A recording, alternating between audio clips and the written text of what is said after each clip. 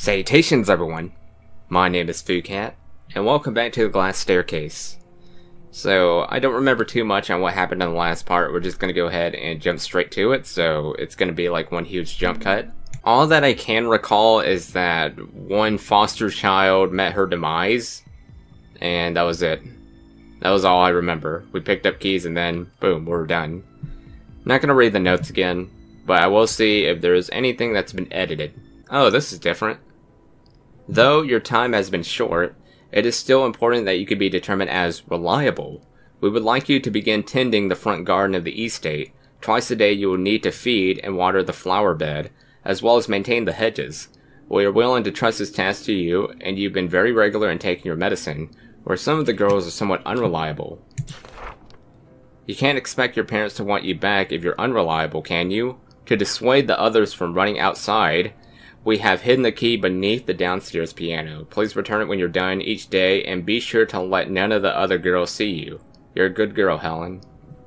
At least they actually gave a rational reason to hide the key under the piano. Unlike the note we read the first time. It just says the key's under the piano. And I was like, why are you telling me this? I gotta put the key back now that I unlocked that. I cannot put the key back. An old piano, I moved it into the corner. Yeah, and you should put the key back. A dusty vase, nothing useful. No! Oh, you're just gonna leave? Okay. Well, I think Helen should be unreliable now. We're not even done yet. Oh, I guess we are doing the whole flower bed stuff, huh? Well, I guess this is a continuation right here. We'll take the tablet and see where it goes on from here. And I guess I'll talk to these girls. What do you remember about your parents? Helen didn't make it far. Don't believe what they're telling you. And that's when the demo ends, if I believe. No, it ended when I went to the door. Attention all, this is the estate. Betty, if you've already taken your tablet, please report to the dining hall. We prepared a task for you. The letter on the table will have further instructions. Good girls take their medicine, good girls do their chores. That is all, ladies. A lot of people are starting to play this game now. And that's like the most used in their titles. Good girls take their medicine or whatever. Did you hear those sounds last night? It was pretty weird. I did not hear a thing. Everything was quiet as a mouse. I'm a pretty heavy sleeper though. There was one earthquake in Georgia, and I slept through it, so I never actually had the experience. And my mom told me that there was an earthquake, and I was like, there was? Okay, let's go ahead and just read this note. Betty, early this morning a package arrived for you from an unconfirmed courier. The manor cannot be expected to assume responsibility for such a delivery, but as the courtesy we are informing you to retrieve it. Please do this immediately, lest something happens to your delivery. That would be a terrible shame, especially if it were from your mother. I don't know why she would be unconfirmed then, when she lets you know that it's Betty's mother. June 24th, 1919. There are many great things that I've been able to overlook in my role as a lady of the house. The awful sounds, the confusing orders my husband has given the help, the smells, oh, the holy smells. None of this is terribly unfamiliar to his work. Does he work in like a chicken house? I don't like those unholy smells. What I haven't been able to ignore is the heat. Many nights I've laid awake in my empty bed simply watching the window as this terrible heat overtakes my body. Not a heat that can be felt in the air, but something more intense. Almost like a fever, but not quite, as it doesn't radiate from me. Merely finds its nest in my body, burning for hours on end. Nothing I do seems to fight off the sensation. No medication I find from Edwards records, no salve or application I can find. I've taken to simply shredding the sleepwear and staring out into the night, hoping it passes. As much as I want to believe this is merely my mind deceiving my body, the determinate nature of this illness coincides far too closely with the continuation of Edwards' perverse sciences, if they are even to be considered sciences anymore. The longer I permit him to continue his work, the further away his is drawn into it. And I have no proper recourse. This is all my life, and I'm responsible as he is. At this point, I've come to understand that whatever he comes to study, whatever this illness is, it certainly isn't what he once thought of our cure. It's taken its toll on his body as well as mine, and I fear our housekeepers are starting to feel the similar dread. Be it this illness or something more akin to dread. Beyond that, the night sky has had such a terrible glow as of late. Were I a more superstitious woman, I may perceive this as some kind of omen of ill fate, but I am as married to the rational world as I was when I met Edward. Still, a greater part of me wishes he were here during the horrid nights. He used to be able to comfort me. He would be able to see this terrible glow and talk it away as something beautiful. Maybe that beauty is gone. Maybe my husband is gone. Yep, and that's when you need to get into that divorce. Sounds like nothing but pessimism. Better get rid of it before it exacerbates. There's a lot of reading in this game. I mean, I don't mind it. I think that kind of makes me feel less intense about the game. Like, it makes me feel that nothing's really gonna happen. And it's just storytelling the entire time and possibly jump scares here and there. Because we haven't really had a chase sequence. You know, with games of puppet combos that rely on chase sequences, they tend to have like very short stories. So that's kind of giving me hope here. Okay, so here's the hedge maze. Let's go through here. So we had to go through this in order to go pick up a package. That's kind of a pain in the butt. A wet note, read it. We have all seen the eyes, have we not? We have all felt that heat that powered us here. There is only the one feeling that we have all shared. And now we must wait. The wait may be hard, it may be unforgiving, but we must wait. The dreams continue to speak through us. We have seen the doors open, the eye that follows us from the parted cloud, showing us the path to our salvation, the engine that will free us from the binds of the false prophets and bring our Savior to us. We must wait as the doctor makes our dreams the reality we know that they are. We must wait. The rest is missing. What, they write that on the note too? The rest is missing. Okay. So I guess I don't really know where I'm going. I'm like on the edge now. Let's walk through here. Yeah, this must suck. What if you had to like pick up a big package? Just going through this huge hedge maze, and then you just get lost. Is a package, carry it back inside? Sure. Why do you have to make a hedge maze, though? That's kind of awkward, having to pick up packages every single day, and you have to, like, deal with this. The rain is stopping. That's good to know. Is this a little happy ending? It's not a happy ending. We took our tablet. Excuse me? Is that a pathway? I'm pretty sure it's a pathway. Well, they apparently don't want me to go there. Guess I'll try... Which way did I go last time? Was it here? I don't even remember where I came from. Oh, I know where this is. I think this is back at the beginning. Oh yeah, we're back here. Sounds are getting ominous. Yeah, we came through here and then we would escape from here. Why am I bound in this area? This is clearly inauspicious. Like, they're expecting me to go somewhere else just to die, right? Well, we're gonna have to brace ourselves for this. I don't know. This way? This looks like it goes to the other side. No. This is a dead end. Okay. How about you just throw the box? No, that wouldn't work. I think she's too short to climb over the gate. And plus there's like really sharp points.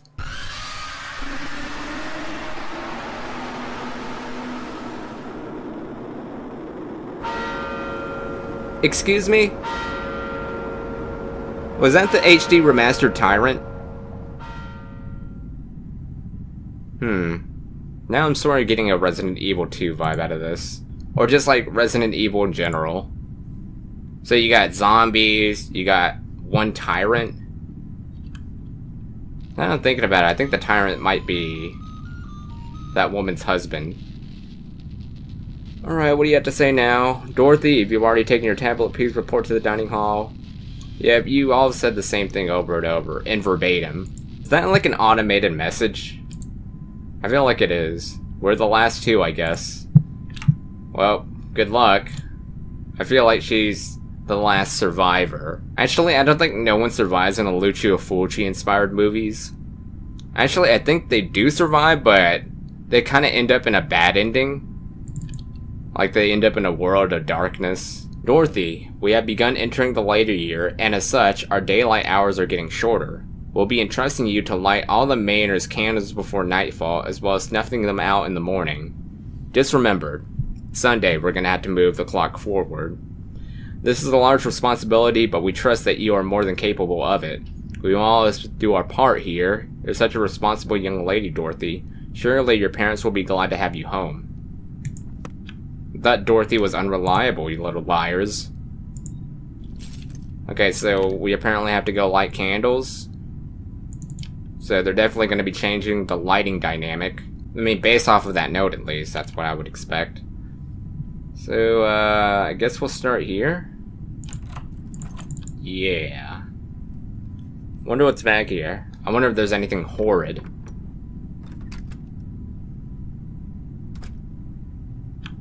Nope. No zombies yet. A box of matches, will you take it? Yes.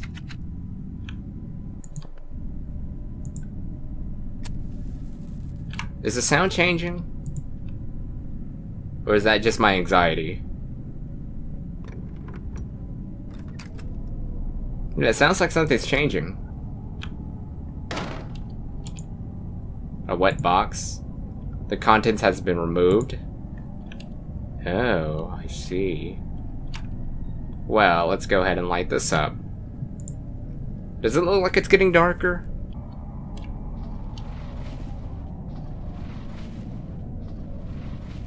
I'm sorry?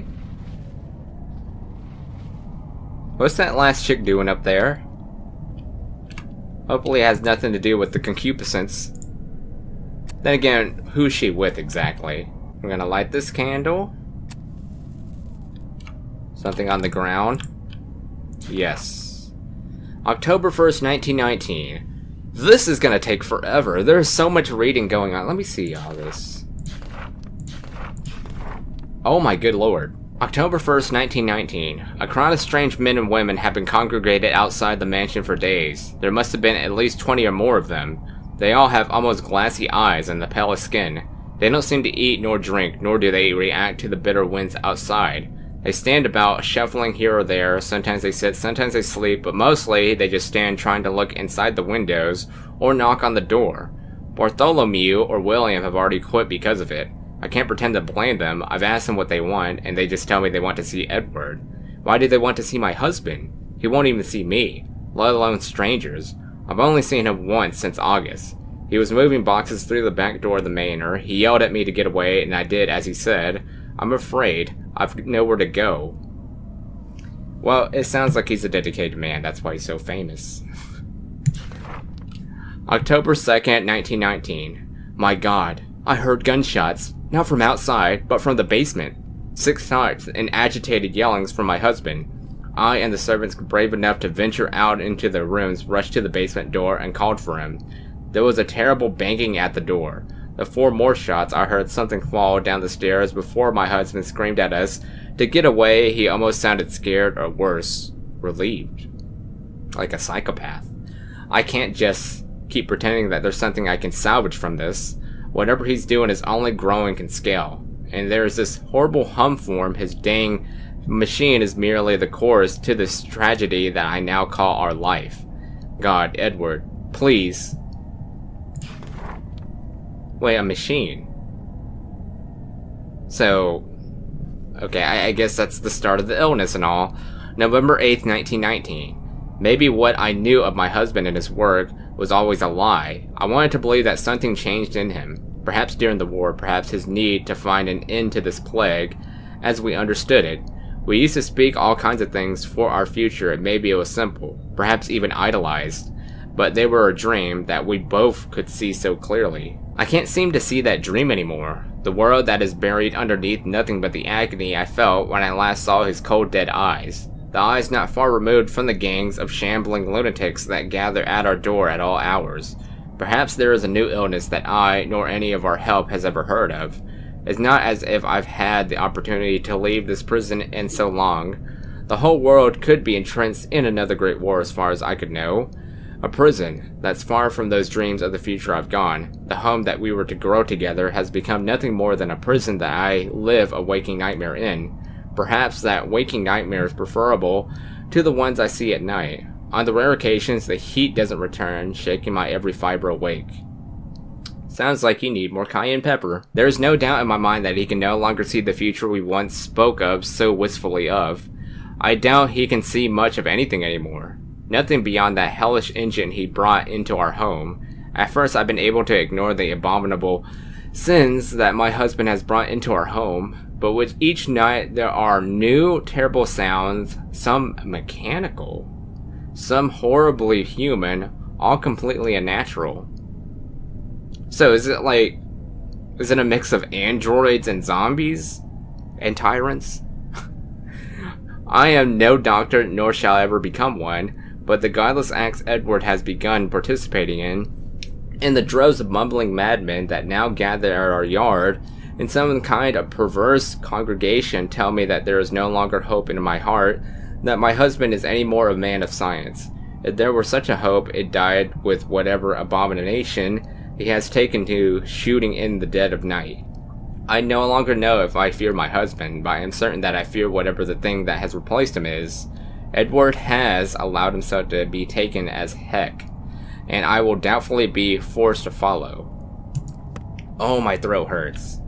When there's like that much reading, my throat suffers so bad. I have this throat issue.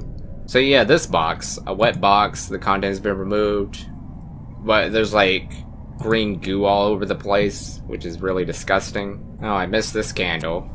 This is in a room that we were in previously. Okay, I did not like the sound of that. Let's go meet up with that one chick. What else are we supposed to do? Was that sound like an indication that I've completed everything? There's one room that's locked. For some reason I can't open it. Though I have all the keys. So it doesn't make any sense.